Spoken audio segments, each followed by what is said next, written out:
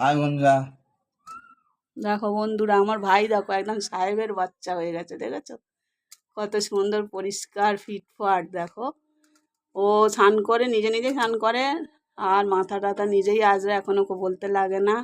তো দেখো এখন খেতে বসেছে। কি কি খাচ্ছো?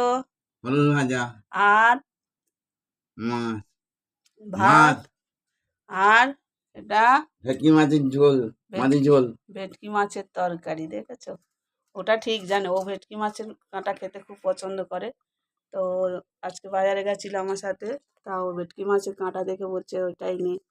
তো কালকে যেহেতু ডাল ভাত খাওয়া হয়েছে, রোজ রোজ ডাল ভাত খেতে ভালো লাগে না, তো আজকে তার জন্য পটল ভাজা করেছি। আর এই ভেটকি মাছের কাঁটা নিয়ে এসেছি, ভেটকি মাছ রান্না করেছি, মাখা মাখা ঝোল। আর ও তো দেখো খেতে স্টার্ট করে দিয়েছে। তো তোমরা বলে দাও কে কে খাবে, চলে এসো। খাবে চলে এসো।